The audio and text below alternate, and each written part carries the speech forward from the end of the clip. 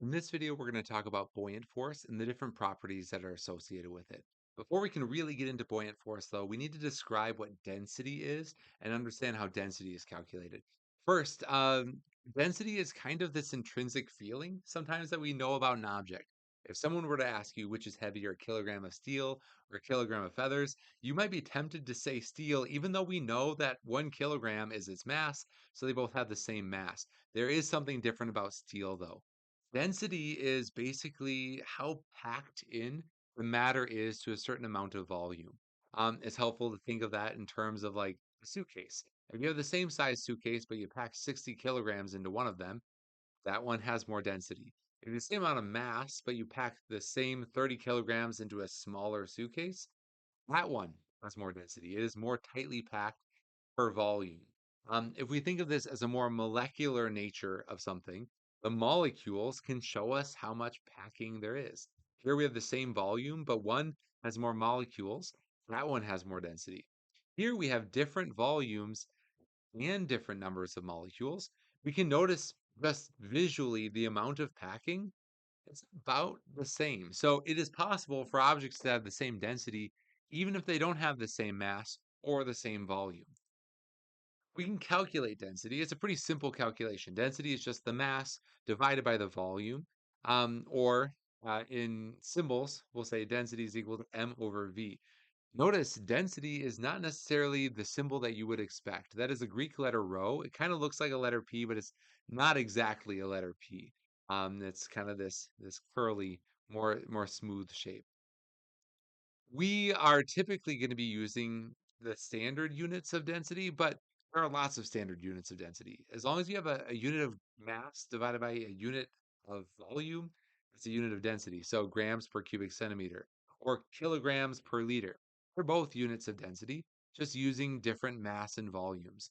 We can calculate the density for these different pieces of a brick. Say you break a brick into three pieces. You've got a piece here that's 250 grams divided by 50 cubic centimeters to give you 5 grams per cubic centimeter.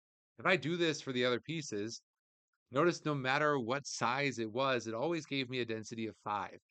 Density is something that is intrinsic to the material you're talking about. So if my material is a brick, this brick has a density of 5 grams per cubic centimeter. No matter what the volume or mass is, they just scale appropriately. That more mass will have a larger volume as well to give you that same density. This equation shows up actually in topic B1 in the IB physics curriculum. It is part of our thermal physics getting into the gas laws. But density, this rho, is equal to mass divided by volume. Okay, now that we have that, B1 giving us that definition of density, let's use it to start to understand buoyant force. Buoyant force kind of goes hand in hand with this understanding of floating. You may have had experiences before where you have put things in water to see if they float or sink. Density of water is 1 gram per milliliter. Density of a golf ball is 1.15. Density of an apple is zero point 0 or 0.97. Now, if your experience is the same as my experience, maybe you've gone bobbing for apples and noticed them floating, or you've lost a golf ball and noticed that it sank. There is a general rule that if an object has a lower density than the liquid that it's in, it will float. That means if it has a higher density, it will sink. That means it's possible, if your liquid isn't water, for things to float on very, very dense liquids. There are videos that you can find on YouTube of people floating mercury, floating very heavy things on liquid mercury. For example, liquid mercury has a density of like 13.6 grams per milliliter, which means a cannonball will float in liquid mercury because it is less dense than that mercury. So this gets us to an idea that we call buoyancy. Buoyancy is basically a force that allows things to float. If I place something in an amount of water, that object is going to potentially float. If it floats, that means it is in equilibrium. So the force of gravity pulling it down is canceled out by a buoyant force. We're going to describe it as F subscript B, that is pushing up. Now, those forces in this case are equal to each other in opposite directions to give you a net force of 0. It makes it float. Now, when an object is floating, it is pushing some of the liquid out of the way. Basically, it is taking some of that volume. If you were to watch how the volume changes when you place an object into it, the volume goes up. The amount that it goes up is called the liquid displacement, or the displacement of that liquid, that water.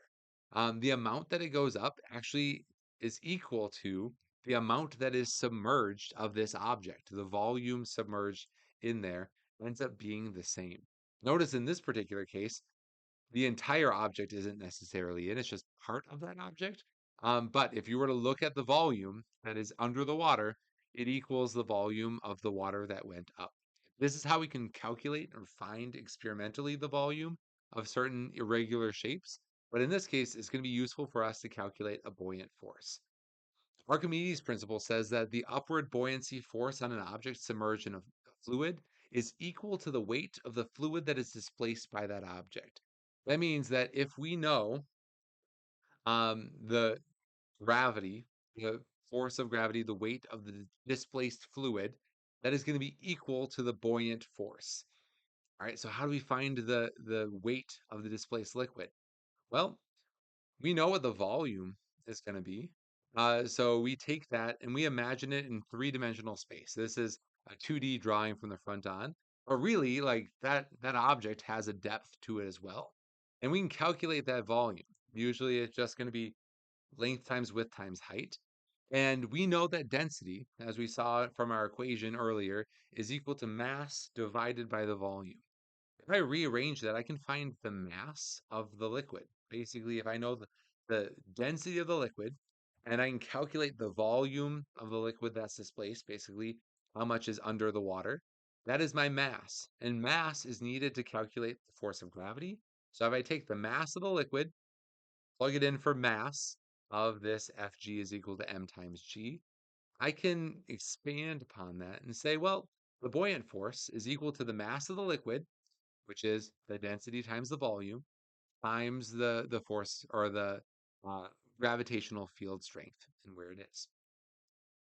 Let's define this equation a little bit more because we're going to see that equation quite a bit. This buoyant force is dependent upon three things. Um, Buoyant force is going to be measured in newtons, like any other force. But this new symbol Greek letter rho, is our symbol for the fluid's density. That is typically going to be in kilograms per cubic meter. But as we saw before, density can have other units as well. As long as our units cancel out, we should be okay. Our volume, if we're using that density, is typically going to be in cubic meters. And then g is the acceleration of gravity or the gravitational field strength. Here it's represented as meters per second squared, but we can also see that later on as newtons per kilogram. This equation is in the IB Physics data booklet, and subtopic A2 is showing up as FB is equal to rho times V times G. All right, now let's think about that equation in a couple different scenarios, just isolating one thing at a time. If you had three objects that had exactly the same volume and you place them in the liquid, they're going to have the same amount of displaced fluid. So even if they're different objects with different masses, as long as they have the same volume, the amount of fluid that's displaced, if they're fully submerged, is going to give you the same buoyant force. So that's the same all the way through. But if they have more mass, the gravity might be different. Or the force of gravity, the weight. So here, if we have less mass, you might have a situation where that amount of buoyant force is larger than the force of gravity and it floats to the top. The net force is up. You might have a situation where it's neutrally buoyant, that the buoyant force is equal to the weight, force of gravity. You might have a situation where the buoyant force is not enough to counteract the force of gravity and it sinks to the bottom.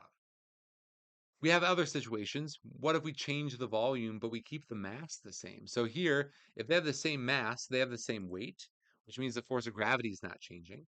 But different volume is going to result in different amounts of buoyant force. The less displaced fluid, less volume, the less the force is going to be.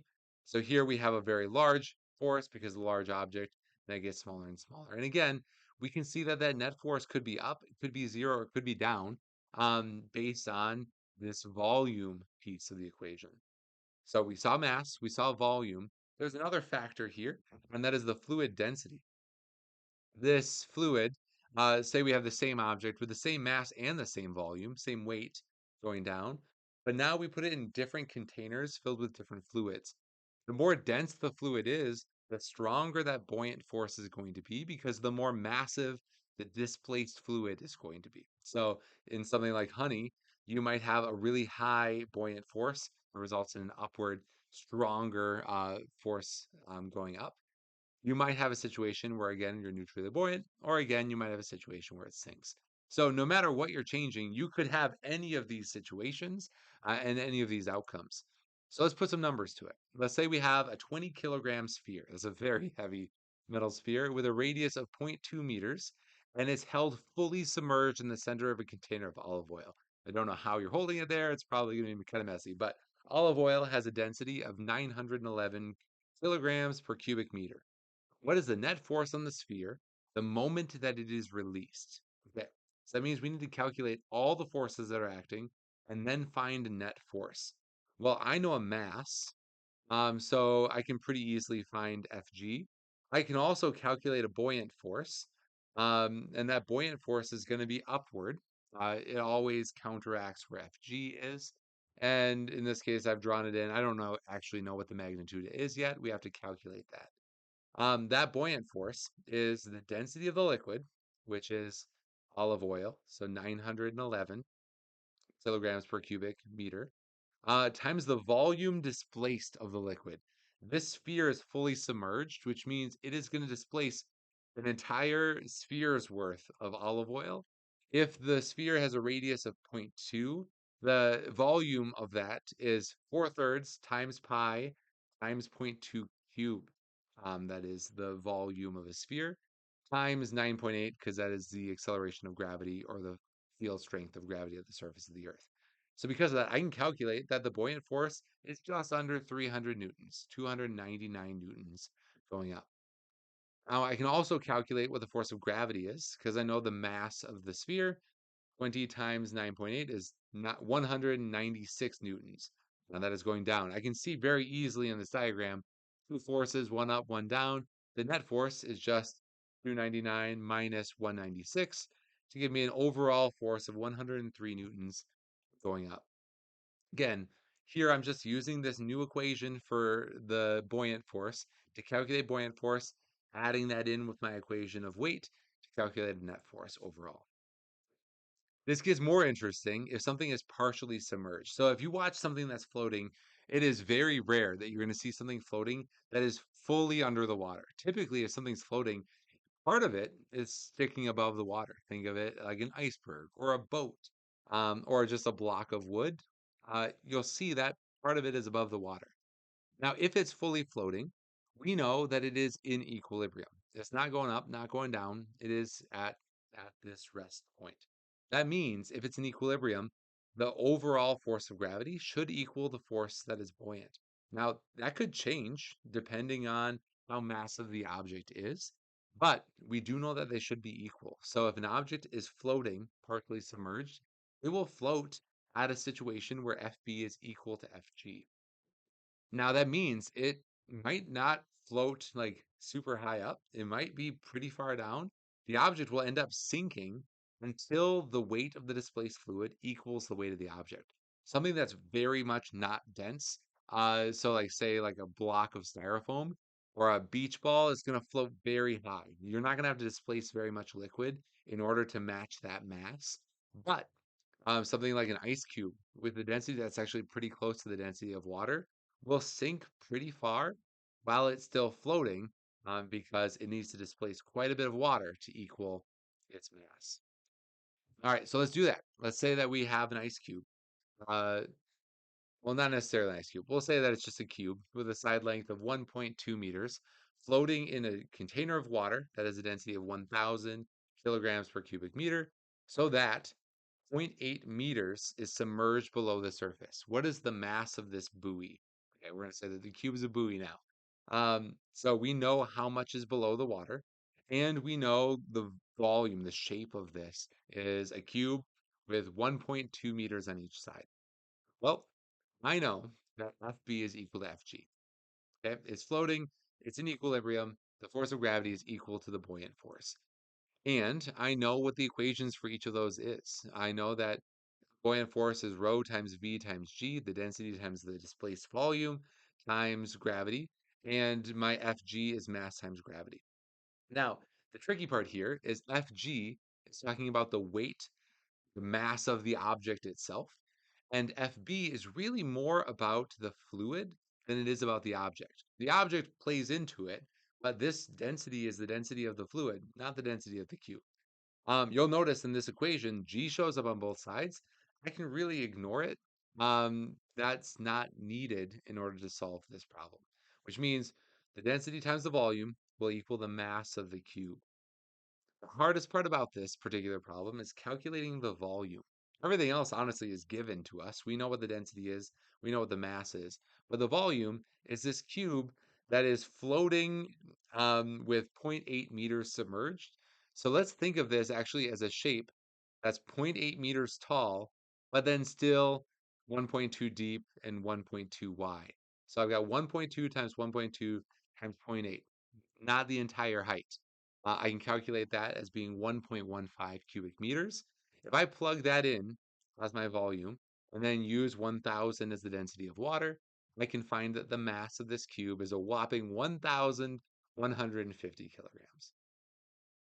Okay, so again, I am finding volume based on how much fluid is displaced, not necessarily the volume of the object, because we didn't see all of it getting in the water. All right, now let's have it so that all of it gets into the water. Let's have something that sinks all the way to the bottom. What does it look like that's different here? Well, it sinks to the bottom, which means we expect that the buoyant force is not as large as the force of gravity. Because if it was the same, would see it floating, and if it was more, we would see it going up to float even higher. That means that force of gravity is larger than the buoyant force. So unless something changes, this is not an equilibrium. But if something sunk to the bottom and we're just seeing it sitting there, we know that it is an equilibrium. So what can we do about that? Well, there's another force. Resting on the bottom means that there is a normal force. There's a surface that is supporting the rest of that weight, um, allowing it to be in equilibrium. Remember, we call that Fn. So whatever Fn is, it has to add up to Fb to cancel out Fg for this object that's sinking and then resting on the bottom.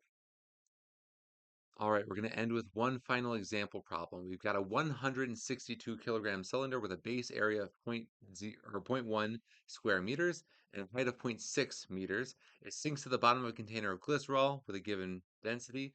What is the normal force from the bottom of the container acting on the object? So this is a scenario where Fg must be larger than Fb. That's what created that sinking to begin with. But now that it's resting on the bottom, it's in equilibrium, and that resting on the bottom is resulting in a normal force of the bottom surface pushing up on the object. So there isn't a calculation, there isn't an equation that we plug values into to find Fn. Instead, we're going to find it from this picture once we know Fg and Fb. So let's start with Fb. Fb is the density of the liquid, so 1,126 kilograms per cubic meter. And then we're going to multiply it by the volume of the cylinder. A cylinder is the base times the height. In this case, we are given the area of the base, but if we weren't, we could just do pi r squared if we knew the radius of that circle. And then we're going to multiply that by 9.8 gravitational field strength. Now we get that to be a buoyant force of 662 newtons. We can do the same thing for Fg. Fg is mass times gravity.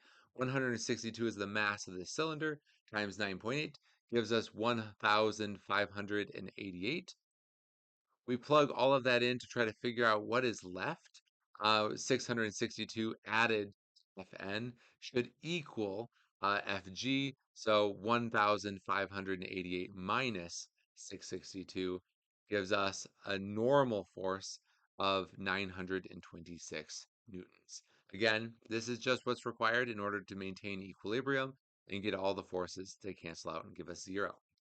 All right, some takeaways. There's a lot of things in this video. You should be able to describe and calculate an object's density, basically using that equation of mass over volume. You should be able to determine the amount of a liquid displaced by an object placed in the container, paying close attention if that object is fully submerged, partially submerged. You should be able to calculate the buoyant force basically using that buoyant force equation, and then predict if something's going to float or sink based on buoyant force and force of gravity. Analyze situations where an object is floating only partially submerged.